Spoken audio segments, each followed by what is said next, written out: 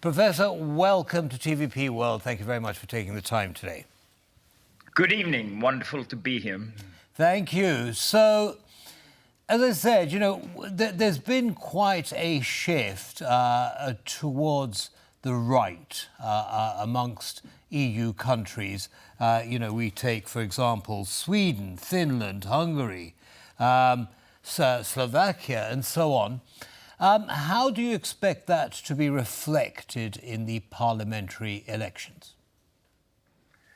It will be reflected. We can expect both a more general turn to the right and also among the right-wing parties, perhaps the center-right parties losing a little bit, and the more further to the right parties, however you want to call them, far-right parties is one way of calling them, will probably make gains.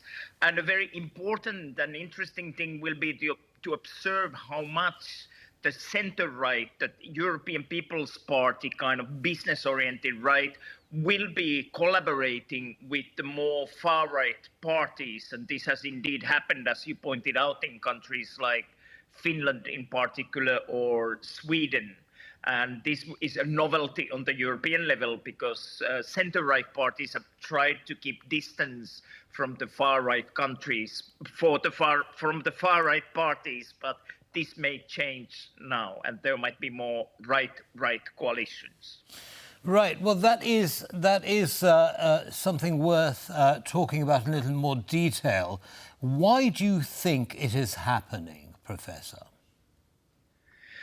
Well, nationally, it's sometimes happened that when the far-right countries have had economic policy programs that have been more nationalist, then the traditional business right-wing parties have not liked their economic policies.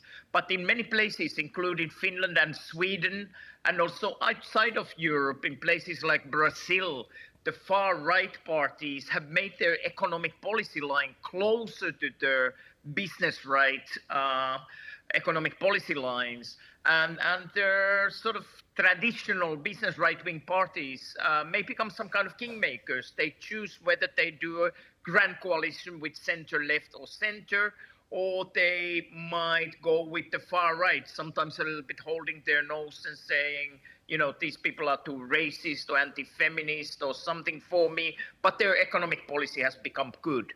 In the European Parliament, the big thing is attitude towards Russia, more than in many national elections until now.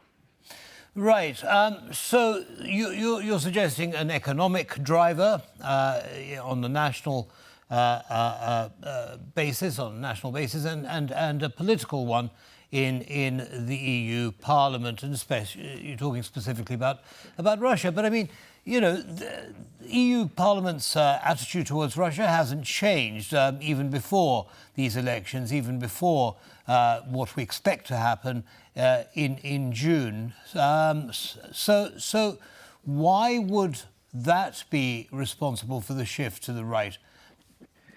Well, let's think about one of the biggest far-right groups, ECR, the sort of conservative right-wing party, right of the European People's Party. So, for example, there's been a lot of talk about whether from Hungary, Prime Minister Orban's party might be joining the ECR party on European level, and much because of his attitude towards Russia, also for some other reasons, but that being one of the key reasons, many member parties of the far right, including from Finland and many other countries, have said we don't want that guy and his party, Fidesz party, in our group in the European Union.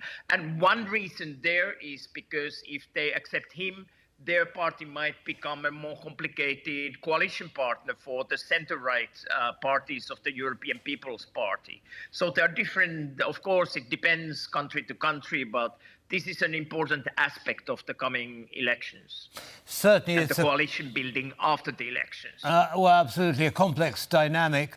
Do you think that this complexity is going to further slow down decision-making in the European Union? I mean, it is, many have criticised it for its lack of speed, especially when it comes to supporting Ukraine with weaponry and so on.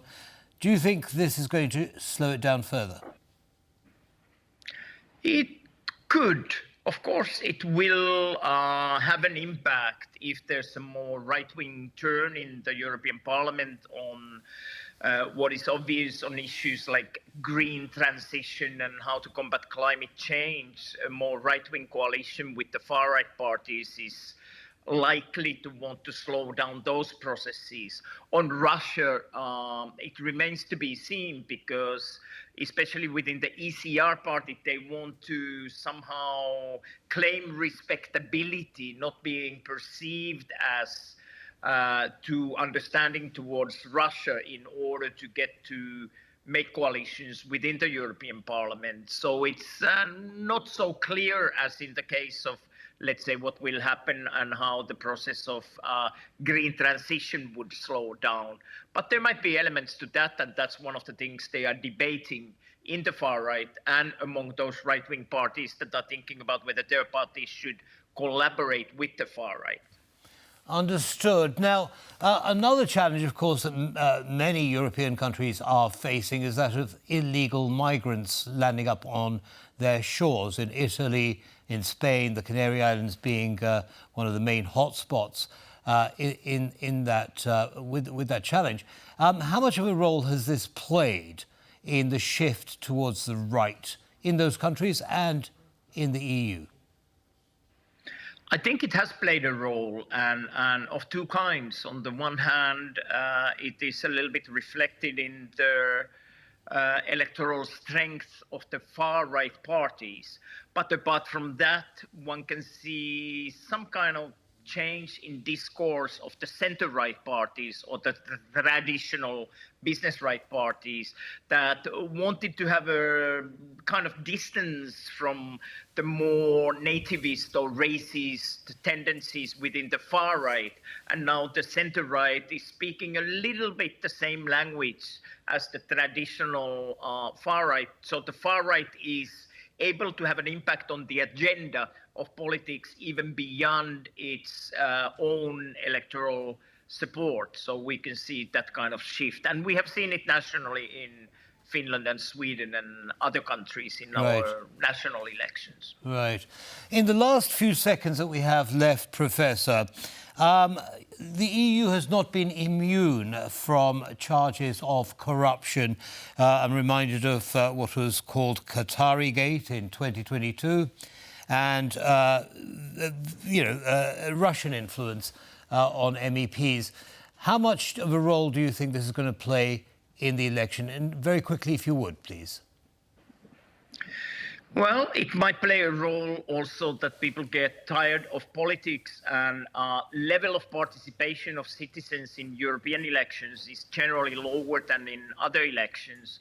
So to the extent European politicians are perceived as being involved in corruption, it might actually mean also less people interested in voting in those elections, where in general they are seen as sort of second-order elections. They are not as important as national elections in most countries, even though in 2019 the percentage of voters went up slightly over 50%. But let's see what happens now.